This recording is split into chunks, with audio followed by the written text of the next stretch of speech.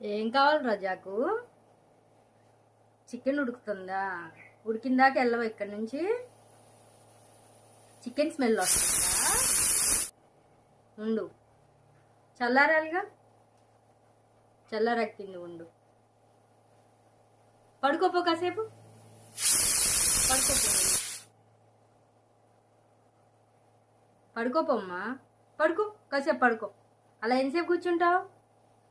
పడుకో, చల్లారిందాక పడుకో.